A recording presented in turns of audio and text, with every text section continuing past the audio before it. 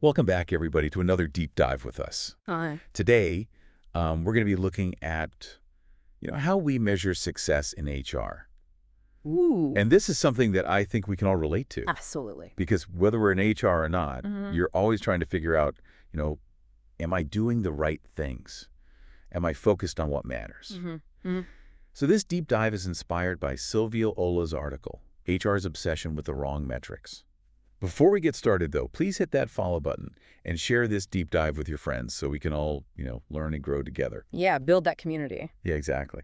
Yeah. So in her article, Ola makes this really interesting argument.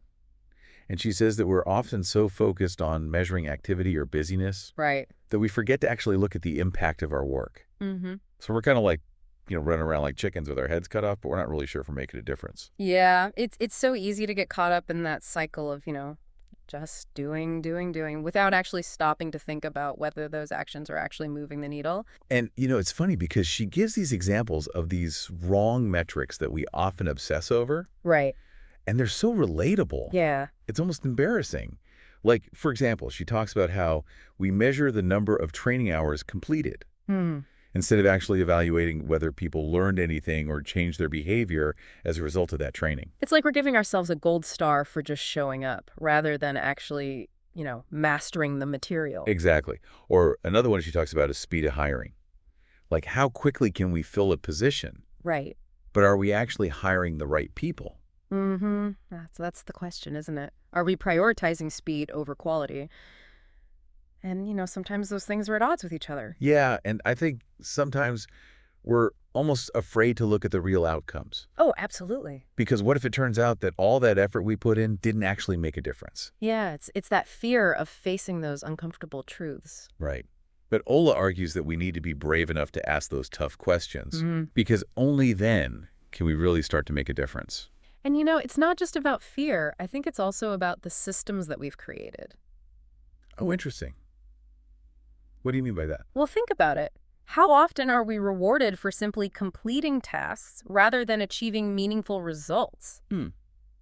That's a good point. It's a pattern that often starts in our education system, right? Right. Where we're graded on attendance and assignments rather than genuine mastery. Oh, yeah, that's so true. Like, you could get an A in a class without actually understanding the material. Exactly. And then we carry that mindset into the workplace. And we end up prioritizing those easy-to-measure metrics that make us feel productive, Mm-hmm. but that don't necessarily drive real progress. Yeah, it's like we're addicted to checking things off a list, Right. even if those things aren't actually moving the needle. And this leads to what Ola calls clutter, Yes. which is basically an accumulation of all this busy work Right. that keeps us frantic, but doesn't actually lead to any meaningful change. Mm-hmm. It's like we're drowning in a sea of to-dos, but we're not actually swimming anywhere. So let's dive into some of these specific wrong metrics Yeah. that Ola calls out in her article, because I think there's a lot we can learn from her examples. Yeah, absolutely. Let's unpack this a bit. So one that really stood out to me was the focus on speed and number of hires Mm-hmm. instead of the quality of those hires. Right. It's like we're just trying to fill seats Right. rather than actually finding the right people who will thrive in those roles. Exactly. And then there's this whole thing about measuring attendance at diversity and inclusion events Oh, yeah. instead of actual inclusion. Mm-hmm. Like, it's so easy to check the box and say, Right. oh, we had a diversity training, we had a panel discussion. We did the thing. Right, Yeah. we did the thing. But are we actually creating a culture where everyone feels valued and respected? Exactly. And then there's this one that I think a lot of people can relate to, which is focusing on retention rates Okay. without considering why people are staying. Yeah, because sometimes people stay because they're comfortable, not because they're engaged and growing. Exactly. Maybe they're just afraid to leave or they don't have other options. Mm-hmm. But that doesn't mean they're happy or that they're contributing their best work. Right. It's about understanding those underlying motivations and making sure that people are staying for the right reasons. Ola also points out this thing about measuring the number of policies created Oh, yeah. instead of their actual impact. Like more policies doesn't necessarily equal a better workplace. Exactly. It's like we're so focused on creating rules and regulations Right. that we forget to ask whether those rules are actually making a difference. And sometimes they can even have the opposite effect. Right. They can create more bureaucracy and red tape, Mm-hmm. which actually hinders progress. Exactly. And, in our remote work era, she highlights how absurd it is to measure time spent in the office or logged in remotely, Oh, yeah. instead of focusing on the quantity and quality of work being produced. That's such a good point. It's like we're still stuck in this old mindset Right. where we equate face time with productivity. Mm-hmm. But in reality, what matters is the results you're producing. Exactly. It's about shifting our focus from presence to performance. And finally, she talks about this obsession with employee engagement scores. Oh, yeah, those surveys. Yeah, but without actually understanding the root causes of disengagement. It's like we're trying to put a Band-Aid on a bullet wound. Right. We're just treating the symptoms, Mm-hmm. but we're not addressing the underlying problem. And sometimes those engagement scores can be misleading. Oh, how so? Well, people might say they're engaged because they're afraid to say otherwise. Oh, that's a good point. Or they might be engaged in certain aspects of their work, but not others. Mm-hmm. So it's important to dig deeper and really understand the nuances of employee experience. Okay, so we've talked about a lot of doom and gloom here with these wrong metrics. Yeah. But I think it's important to remember that Ola is not just trying to point fingers. She's actually trying to help us do better. Mm-hmm. And she has some really interesting ideas about how we can shift our focus from busyness to impact. And she also highlights some of the questionable ways that we reward these superficial efforts. Oh, yeah. Tell me more about that. I mean, it's almost comical when you think about it. Like, you can become the best place to work just by issuing a new policy, even if there's no evidence that anyone needs or uses that policy. Wow. Or you can win the Best Mental Health Award just by implementing initiatives Mm-hmm. without actually measuring their outcomes. It's like we're giving out trophies for effort Right. rather than actual achievement. Exactly. And it's not to say that those initiatives aren't well-intentioned, Right. but we need to make sure that they're actually making a difference. Absolutely. Yeah. And it's funny because Ola gives these examples of companies that are winning awards for things like, having a nap room Right? or offering free snacks. Yeah. Perks and benefits. But are those things really addressing the root causes of burnout and stress? Mm-hmm. Are they creating a truly supportive and fulfilling work environment? It's a good question. Mm-hmm. And I think it's one that we need to be asking ourselves more often. Absolutely. We need to be more discerning about the awards we chase and the metrics we use to define success. So how do we actually do that? Well, that's a conversation for part 2 of our deep dive. Okay, stay tuned, everybody. We'll be right back after a short break. All right, so we've been, dissecting these misleading metrics, but thankfully Ola offers us a solution. Okay, good. Because I was starting to feel a little hopeless. Yeah, no, there's definitely hope. And her solution is actually pretty simple. She says we need to shift our focus from activities to outcomes. Okay, so instead of just counting how many things we did, Yeah, we need to be looking at the actual impact of our work. exactly. It's about asking, what is the result of our efforts? Are we actually making a difference? That seems so obvious when you say it like that. I know, right? But it's something that we so easily overlook in the day-to-day hustle. So instead of saying, oh, we trained 100 employees this quarter, Mm-hmm. we should be asking, did that training actually lead to any behavior change? Right. Or did it improve performance? Did it impact the bottom line? And that requires a different kind of thinking, right? Absolutely. It's about being willing to embrace complexity and uncertainty.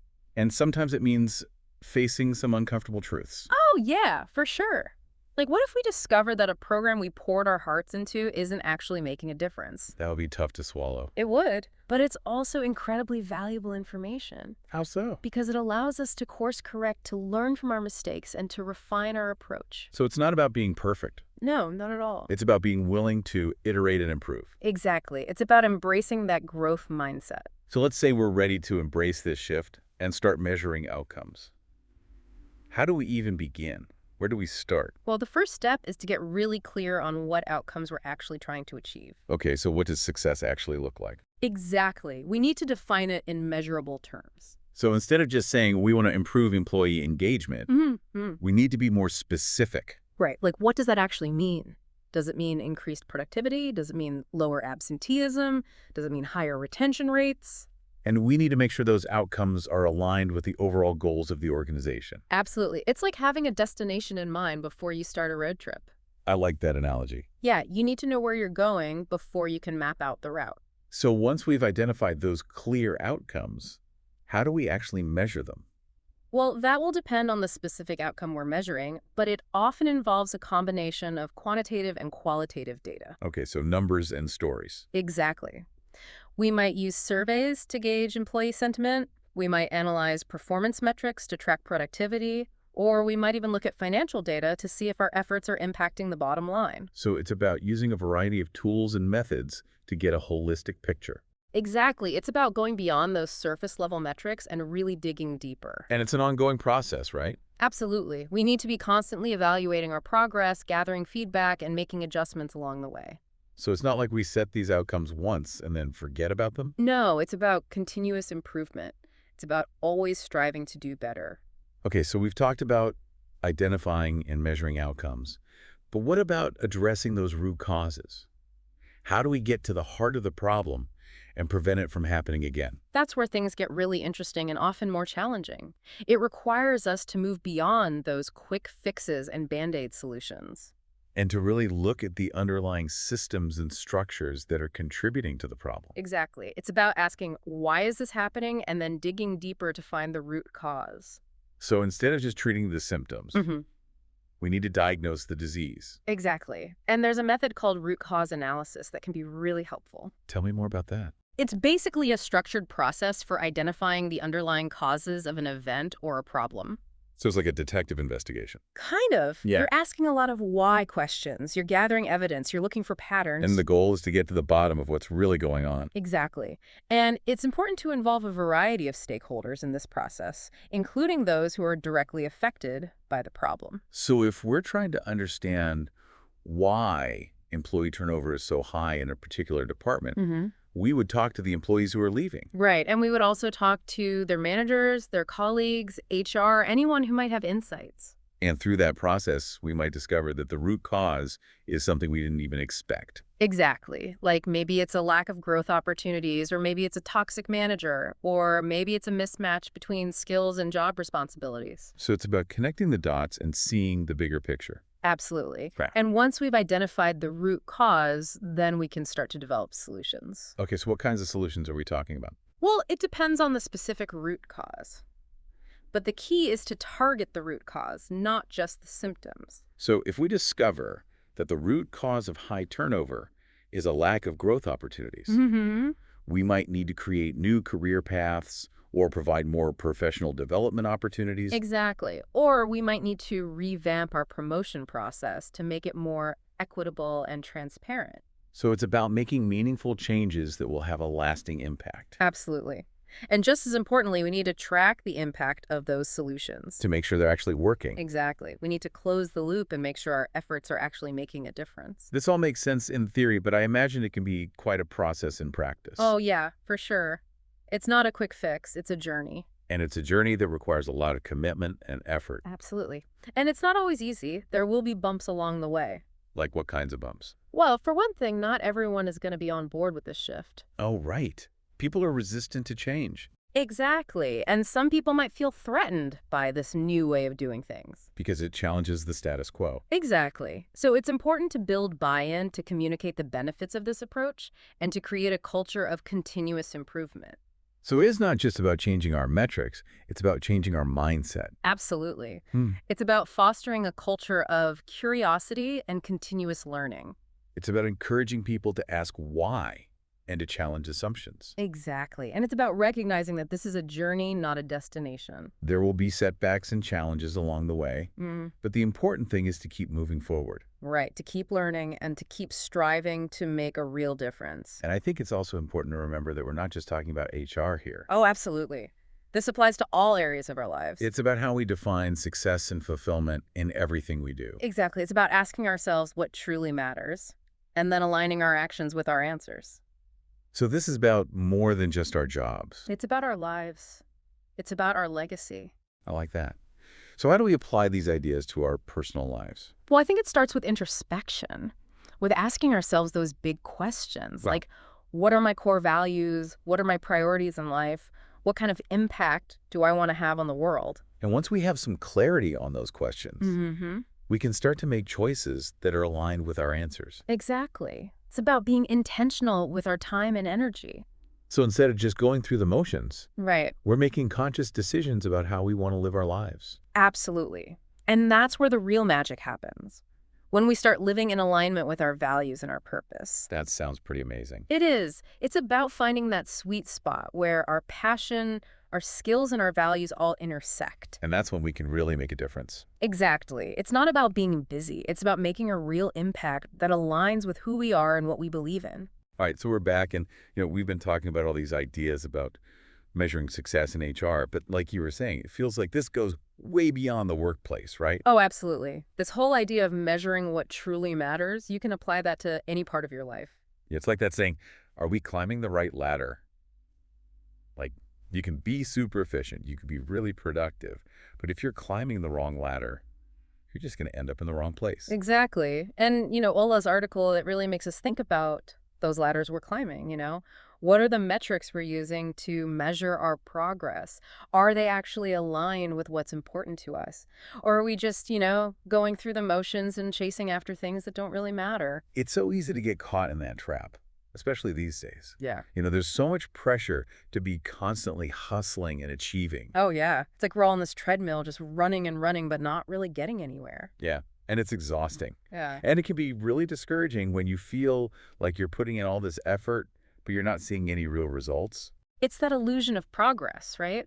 Like, just because you're busy doesn't mean you're actually making a difference. So how do we break free from that cycle? How do we shift our focus from busyness to impact? Not just at work, but in our personal lives too. Well, I think it starts with really taking some time for introspection, like asking yourself those big questions. What are my core values? What are my priorities in life? What do I want to be remembered for? So it's about getting clear on what truly matters to you. Exactly. And then once you have that clarity, you can start to align your actions with those values. So it's about making choices that support your goals and your priorities. Mm-hmm. And it's about being mindful of how you're spending your time and energy. So like instead of mindlessly scrolling through social media or, binge watching Netflix for hours, Right. you might ask yourself, is this really how I want to be spending my time? Is this bringing me closer to my goals? Exactly. It's not about depriving yourself or never having fun. Right. It's about being intentional and making sure that your actions are aligned with what you truly value. I think it's also about recognizing that measuring what matters is an ongoing process. It's not like you do it once and then you're done. Oh, yeah. It's a continuous journey. It's about regularly checking in with yourself, assessing your progress, and making adjustments along the way. And it's about being kind to yourself throughout that process. We all make mistakes. Yeah. We all get off track sometimes. Absolutely. The important thing is to be self-aware and to notice those patterns. And then you can gently guide yourself back to a path that's aligned with your values and your goals. Yeah, I love that. Be kind to yourself, but also be brave enough to challenge yourself, to step off that treadmill of busyness and create your own path. Exactly. And that's where the real magic happens. When you let go of that need for external validation and you start focusing on what truly brings you fulfillment, that's when you unlock a level of purpose and joy that you just can't find when you're caught in that trap of busyness. Well said. And I think that's a perfect note to end on. Yeah. So to wrap up this deep dive, I want to leave our listeners with one final thought to ponder. If you could redesign your life, your work, your relationships, to truly measure what matters, what would you change? What metrics would you focus on? What outcomes would you prioritize? Take some time to really think about those questions and maybe even jot down some answers. You might be surprised by what you discover. It's all about defining what success means to you on your own terms. Thank you so much for joining us for this deep dive into measuring what matters. We hope it's given you some food for thought and inspired you to be more intentional about how you define success in all areas of your life. Remember, it's not about being busy. It's about making a real impact that aligns with your values and what truly matters to you. Until next time, keep learning, keep questioning, and keep striving to make a difference in the world. And don't forget to measure what matters.